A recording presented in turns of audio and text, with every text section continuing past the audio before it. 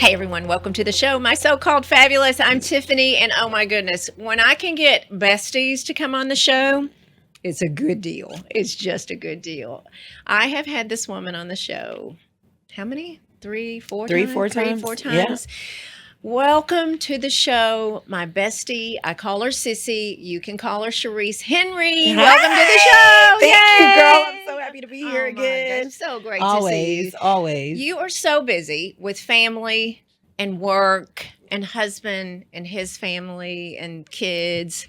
Thank you. Yeah, girl. How many times Anytime. did I give you an out, though? Anytime. I did. Oh, a million. But A million I will times. be here I always. know you will. Always. Hey, Henry Buto and Tony Green and all we're talking about. It's the people that show up. Love Yeah, I them. know. We show up for our people, man. We do. We have to. We do. You have to show up for your people. So here we are. And I have been manifesting this with you probably about 2 years because I do see, and this morning when you and I were chatting, this made perfect sense to me. But I've been manifesting this show for a long time because I see the downfall in the service industry, food and beverage, and the service industry with tipping. Yeah. And you are a sommelier. You're WSET2 Yes. certified sommelier.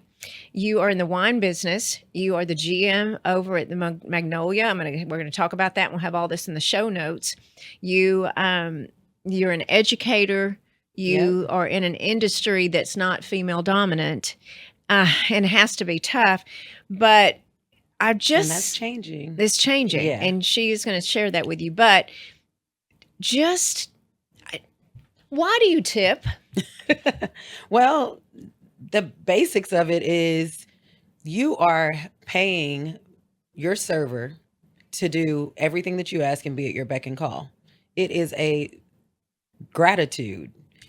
And so it is to show your gratitude for the things that they have done for you during your experience. So the main reason you tip in Texas is because your server or your waiter or your staff is not being paid a legal hourly wage. They're being paid $2.13 an hour, Really? really. Still. In most places still. But that is offset by what you tip them. So they are a tipped server, which is legal. However, their employer does not pay them a legal working wage. That's your job when you sit down and you decide to dine in a restaurant with a tipped employee. So for the people who don't understand why there's automatic gratuity for large parties, why you should tip a server, just basics. If you're sitting down at the restaurant, most places in Texas, that person is not being paid any more than $2 or $3 an hour. And that doesn't even cover taxes. Mm-mm. Yeah. So that's why you tip. At a restaurant, that is. Right. So we've seen what's happened kind of progressively over the last few years where everyone has their hand out and everyone is looking for a tip. Yeah. So when is it appropriate and when is it not? I know you as being a very generous person. So if there's a prompt or a line for you to Oh. place a tip, you're going to place a tip. Some of us struggle with that. Some of us don't. There are employees that are making $15 an hour and still looking at you after you receive your $10 coffee for a tip. Not to say that you shouldn't tip, but Sure. maybe the standard of tipping should be different and should be clarified who those tips are going to. Mm-hmm. So there are just so many different things and issues around tipping that I think lay people that haven't been in service industry just don't understand. And that's why we're doing this show. Yeah. Because the people that have not been in the industry, and honestly, Charisse, I have not been a server in the industry. I have not. I do nothing to get tipped on. I went to culinary school and I worked in the restaurant there. There was no tipping. You Right. were working to get your degree. Right. But I just feel like there's a disconnect. So when a person tips, where does that tip go? Depending on the restaurant or the group Really? that you work for. There are a lot of people that work on a tip pooling system. So your tip may be distributed amongst all of the staff that is considered service staff. It may go directly to the person that has interacted with you personally. It may be split between that person and a teammate. It just depends on how the restaurant decides to divvy up the tip share. So there's tip pooling, there's direct tipping, and then there's like tip share. So the difference in those three things, a direct tip is just that, a direct tip. Tip pooling is every tip goes into a pool. The money is divided equally by the number of hours worked by each person in that pool, and it is split evenly.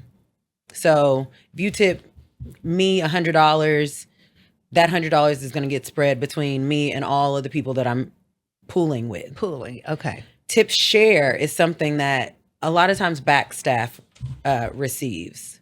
So as a server, you pay into tip share.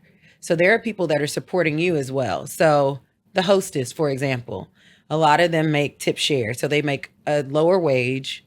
A lot of places I've worked, they make $5, $6 an hour, $6.50, $7 an hour, plus tip share, which is a percentage of my sales for the day that I tip out of my tips into this pool that's then split up with back waiters, bussers, bartenders, and hostess typically. Wow. So there are a lot of hands, you know. So what people don't understand, they give someone a 10% tip, especially in a restaurant, they have to share at least a portion of that tip with somebody, with the bartender, with the greeter, with their server assistant, the person who helped bring you water or bus the table. Dishwashers? Typically not, because dishwashers usually make a higher or a living wage. Okay. So they make at least a minimum wage. Okay. So typically, if they're a minimum wage employee, they do not receive any kind of tip share or tip out. Okay. Unless everyone is employed at that same wage.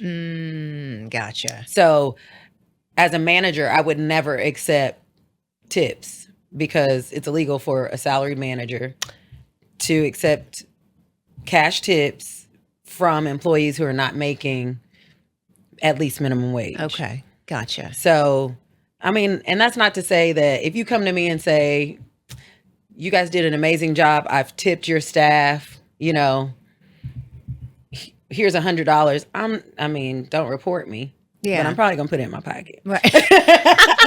And I don't know that many of the people that, but Sure. that's not a standard. That's not what typically happens. But it's not, as long as you're not taking away from your staff that doesn't have the privilege of making that minimum wage, Right. which unfortunately in Texas is still $7.25. Minimum wage. $7.25 is minimum wage. Wow. Yeah. Can't live off that, No. can you? No. Nobody can. What do you do about, and as a manager, this is a perfect question for you. You've got five servers. One of them is busting their ass, and two of them are not, and the other two are mediocre. How does that has to affect the morale? It absolutely does. In those situations, if you're tip pooling, 9 times out of 10, the service staff will weed the bad ones out. I'm not going to allow you to drag me down. If I'm making money and you're not, and I'm sharing money with you, that's not going to work very well for me. But that's where you kind of know your team. And when you're in a tip pool situation like that, you tend to coach each other up. Okay. Versus allow other people to drown because Right. it's your money at that point. Right. So there are pros and cons. There are always going to be people who don't pull their weight. Yeah. In any situation and circumstance, right? Anyway. Any industry. Yeah. We've all done the group project Oh, where yeah. somebody's name is on the project that didn't do Sure. anything. Nothing. So it's kind of the same sense, but we have to deal with those situations in life. But what you do is you coach those people up to try to help you make money. Right. And yeah, so make them better. Yeah. And there aren't a whole lot of restaurants that do a solid tip pool system. Most of them are direct tips. Okay, gotcha. So typically, if you're sitting at a table at a restaurant, you're typically direct tipping your server. Okay, gotcha. So, what is standard? Because it used to be 15%, once upon a time. Yeah. Maybe when we were growing up, but And not then- even before COVID, maybe, right? Yeah. Well, I think 18%, 20% was the standard before COVID. Okay.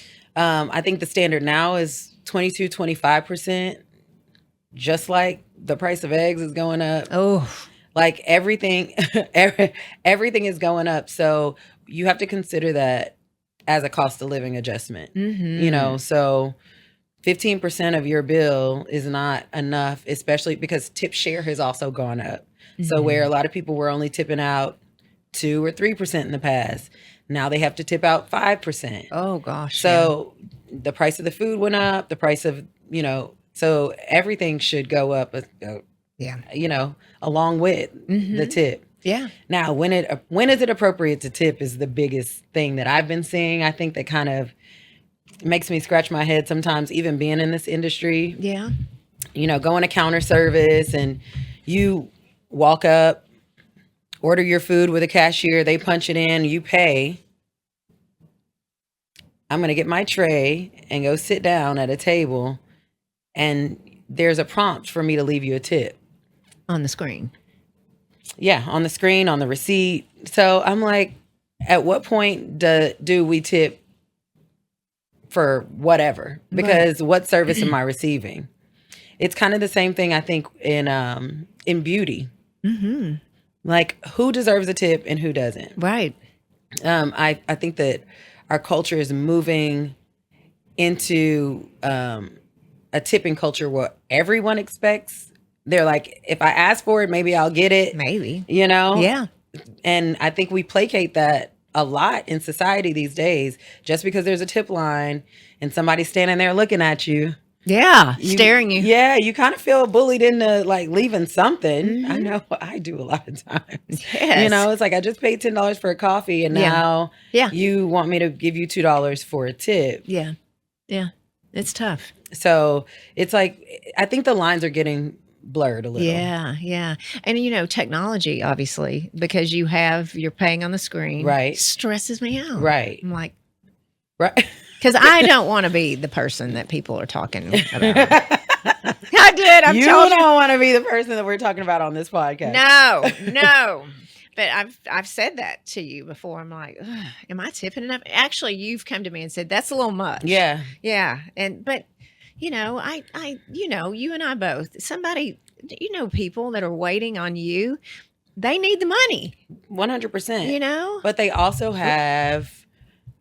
They definitely have a duty to provide the service that you're tipping on. So you sometimes over tip when you haven't received that quality of service, which sometimes is a detriment to service because those people know that they don't have to go above and beyond if you're in their section.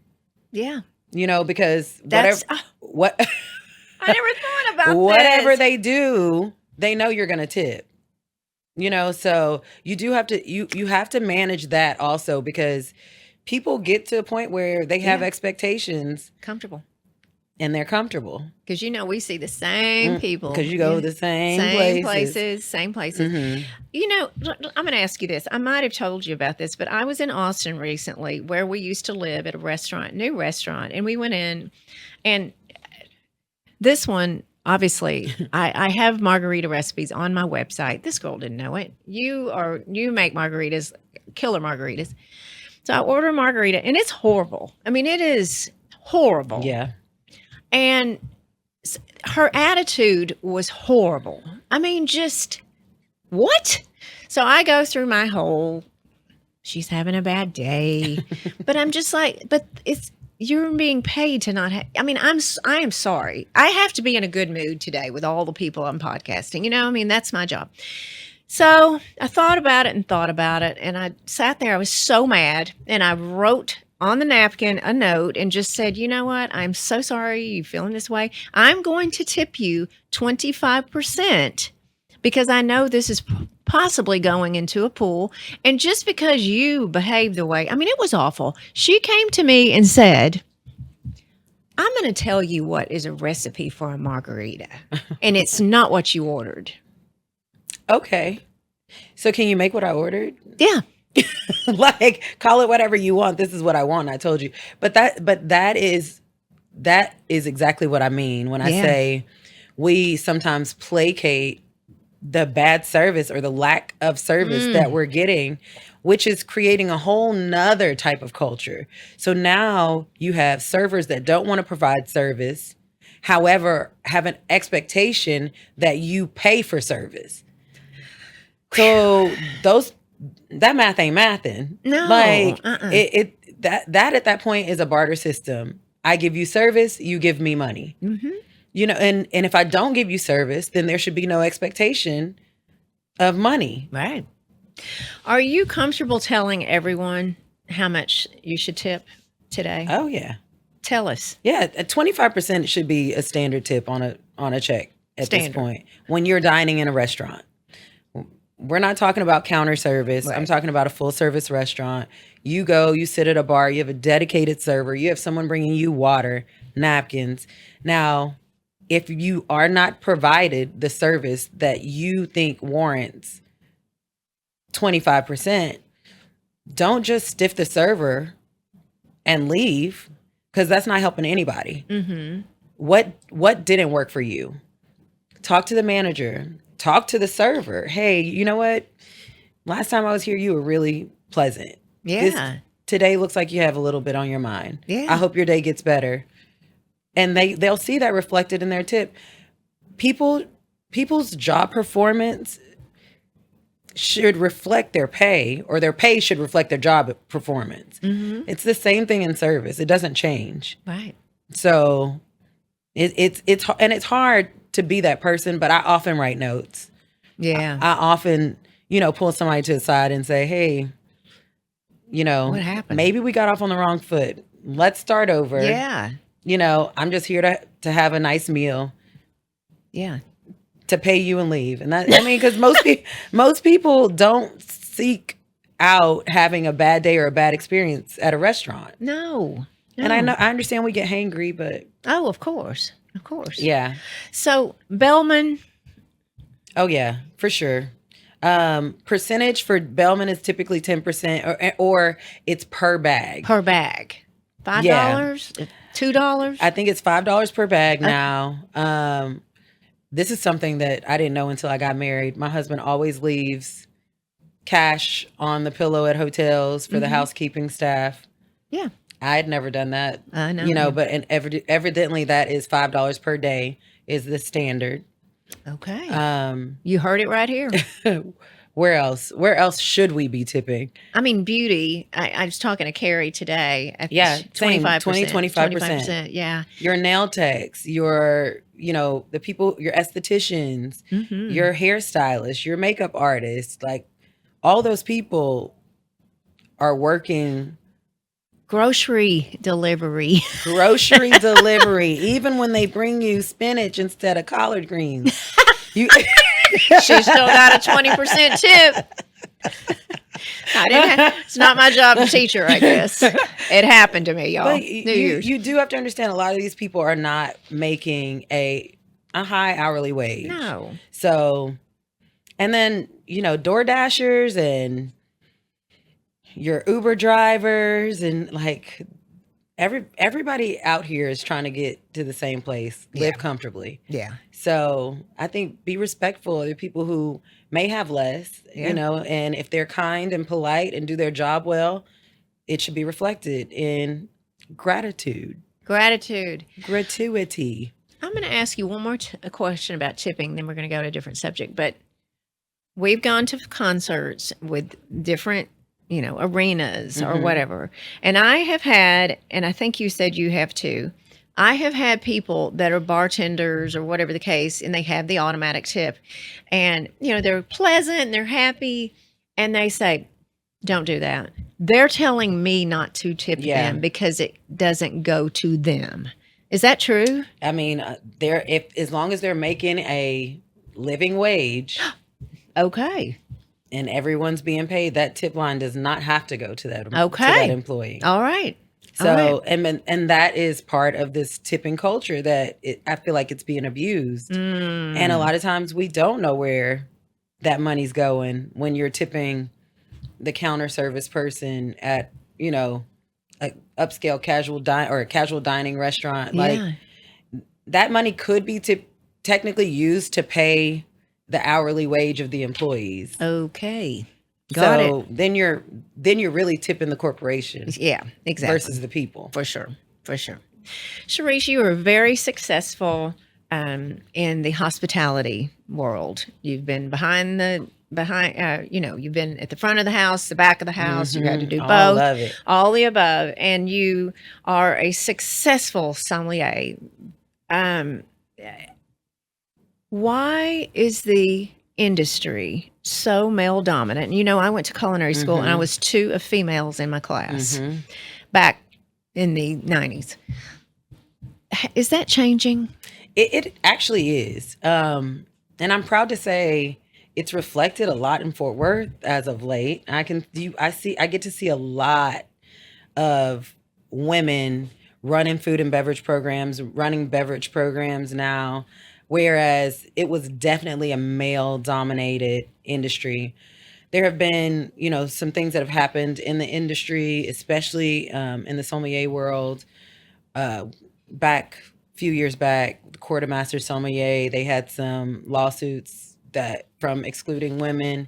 And I think WSET did a good job of kind of taking over and accepting a lot of applicants. And I think a lot of what happened was it was just a boys club. And every woman that's worked in a male dominated industry understands exactly what that means and exactly what that feels like. So I'm proud to say that is absolutely is changing in our industry.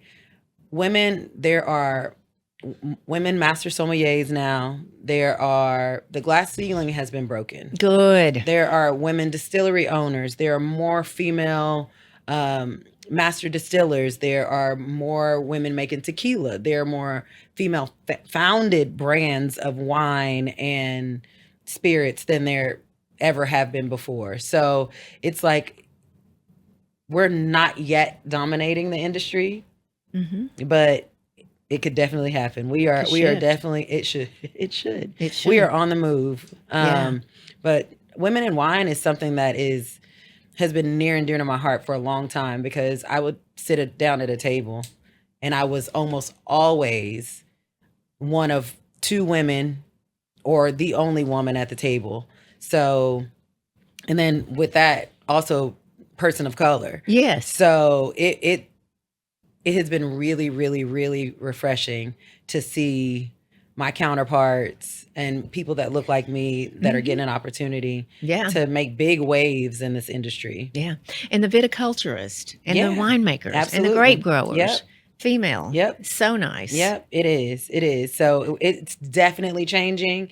I'm looking forward to the next 5-10 years to see what's going to happen with wine. Cause wine is in a weird place right now. People are kind of, tell us about that.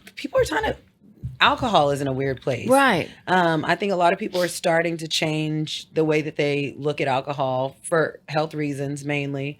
There are some weight loss factors that I think that are in there that may also kind of change some things. But everybody will tell you alcohol industry is kind of down in numbers right now. But I think people are just making healthier choices for themselves. But I think we'll come back to I think COVID kind of took us to a place where we all got used to being a little gluttonous when it came to eating and drinking. And I think we're just course correcting at this point. Right, right. I mean, of course, we see shifts in industries from time to time, but you and I have done podcasts on the pandemic. Yeah. You were the one that came right after the pandemic and did podcasts. And what that did, I mean, you were even telling me this morning, even with the tipping on the screen, we're in that. Yeah. What did you call it? There was a word for that. I can't remember. I just said the tip. It's the tip culture. Tip culture. It's so everyone has a tip line. There's a tip line on everything. I don't. And you should get one, girl. Just put Why? one down there. People are going to tip. And make sure it's 20, 22, and 25%. Don't start with 15. Don't. It's not an option. That is not an option. If somebody would tell me, here's a tip, don't tip. You're right. Right. I mean, we all have those. We all know those people. We all have those friends. You and I have been to dinner and we've been like, did you see what I saw? We know it, and we know what to do. I hope you're listening too. And we know what to do. So it's like we all know that person that for whatever reason thinks that they shouldn't have to, and so I'm happy that you brought me on to kind of give people a better perspective of why it's important and how these people are earning money. You know, there are people who I've been in the service industry my entire career. Right. So, I mean, from skating car hop at Sonic. Yeah. And we didn't have a tip line. No. we did not have a tip line. With the roller skates. Right, with the roller skates. I was roller skating for $4.75 an hour. For pickles. But I was fried pickles. But I was and hand battered onion rings. Hand battered, for sure. Yeah. There's a difference. But at that point, people would still tip you. They leave you the change. They leave you the extra, whatever. But I just feel like we've gotten to a point where it's like, oh, you want me to do it, so I'm not, or I'm supposed to do it, so I'm not, kind of thing, instead of just showing a little gratitude for the service that you were given. I was at a restaurant you and I know well in Fort Worth last night, and I know the person that was sitting next to me. I'm sorry, I did look and peek. I'm just exposing myself here because I watched the same bartenders treat them wonderfully, remade their martini twice. Okay, wasn't right. Okay, great. No, seasoned bartender, and had dinner, and it was around $100, and they tipped $5. So what percentage is that? What 5%? Is that crazy? So let's talk about that. At what point do you start deducting from your tip? Because what is in someone's control? If you tell me to make your margarita and you tell me how to make the margarita, you start deducting if I come over to you and I say, your recipe is not a margarita. Right. Let me tell you what a margarita is. Right. Okay, because that's me not being gracious, right? Mm-hmm. That's me not trying to create an experience for you, which is my job. However, if I shake you a martini or I shake you a margarita and I followed your recipe and you send it back and you say, oh, I still don't really like this. This is not really what I was expecting. And I remake it until we get it right. At what point am I the problem? Because why would you be deducting for me trying to appease you? Right. No one's perfect. No. So in my mind, as long as you're trying to get it right, that's what you're here for. Mm-hmm. Now, if you're on the phone in the corner and you didn't notice that everybody at my table got their food and I didn't, I'm deducting. Right. But at the same time, people make mistakes. The kitchen makes mistakes that are out of a server's control. The bartenders make mistakes that are out of a server's control. Those things are not the server's fault, but you're punishing the server for those situations, which is why I always say a note, grab a manager, pull the bartender aside, because then maybe you'll get an understanding as to what actually happened. Right. People are so judgmental. I feel like as soon as something goes wrong, oh, well, that's your tip, so I'm not paying you. Yeah. Even though you'll pay for the food that might not have been right, or you'll pay for, you know what I mean? It's like, for sure. Yeah. But that's the person you take it out on. I guess, I don't know. I guess it's the nature of people. Okay, let's say the food was too salty last night or whatever. Mm-hmm. That's not the server's problem. No. That is not the server. You have the burger's overcooked, not the server's problem. Yeah. I mean, it ends up being their problem, obviously, but it's not their responsibility. They didn't cook it. Yeah. So the way that they fixed or correct the issue is what you tip for. Yeah. Remember that. Yeah. Because that's such an important piece. Mm-hmm. Such an important piece. Okay. So some of the facilities that say, or even their servers say, hey, just tip me in cash and not on the bill. What's going on there? Uh, it could be a few things. I mean, they could not want to pay taxes. Oh, So yeah. if you give me cash, Right. I'm supposed to report 100% of every tip I receive. But who saw it?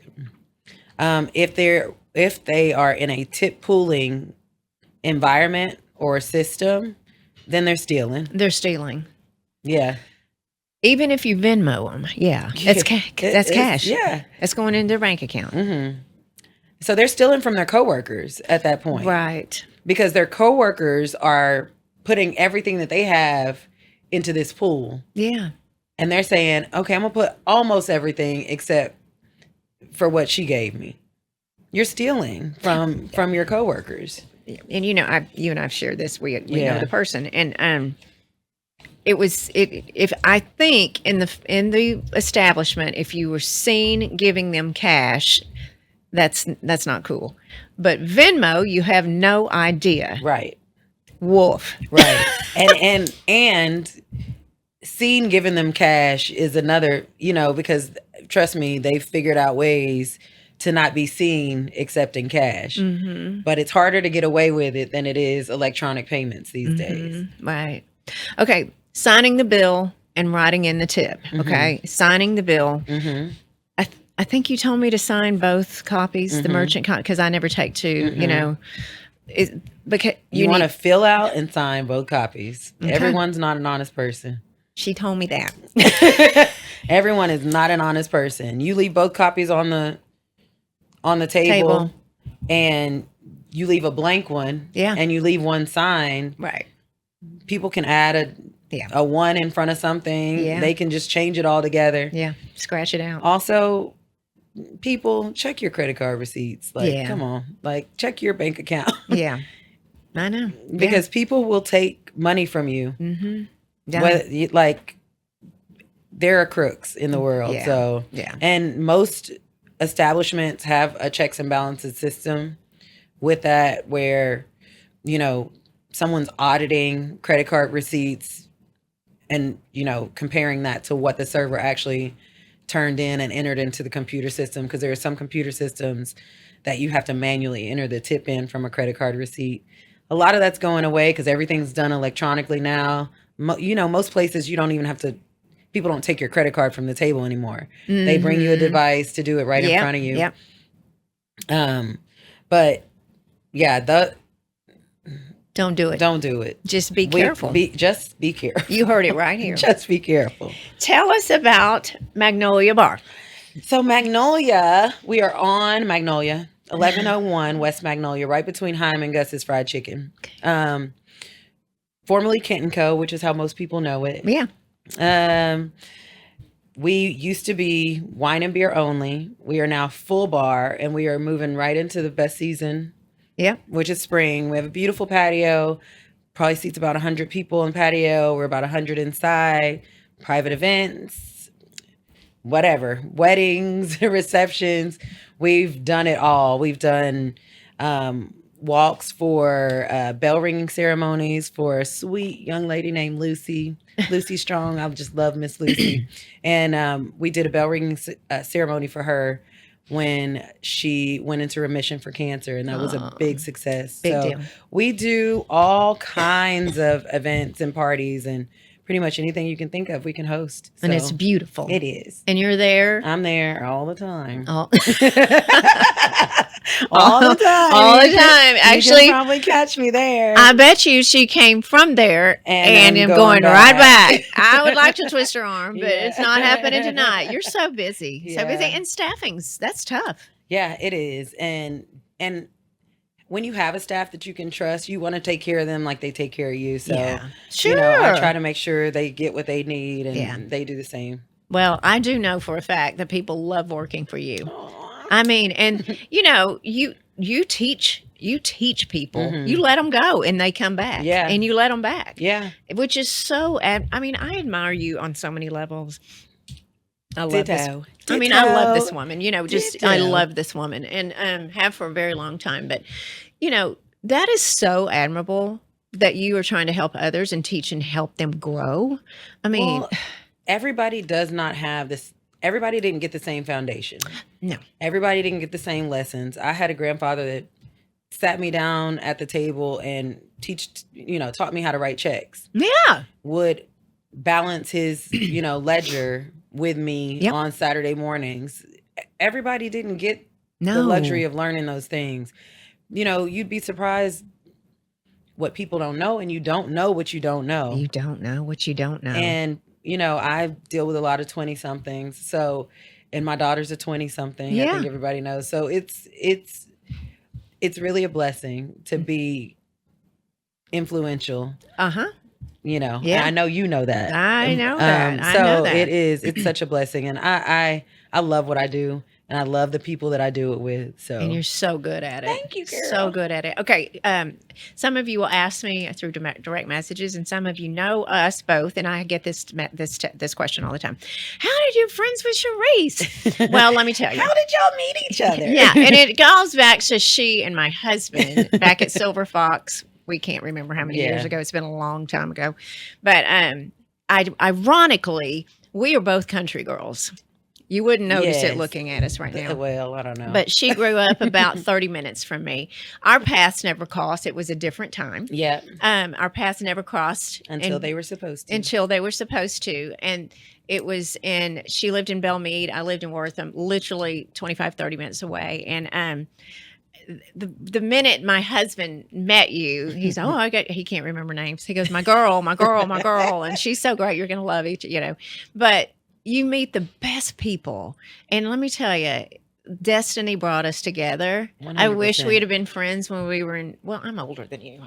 I was way out of school before you. But golly, I forget how old I am. We are friends exactly when we needed to be, and it's funny how similar we are, and how similarly we grew up. Like we joke all the time. She was the rich one because she had a pea sheller. Yeah. Yeah, she had a pea sheller. I was the pea sheller at my house. Yeah.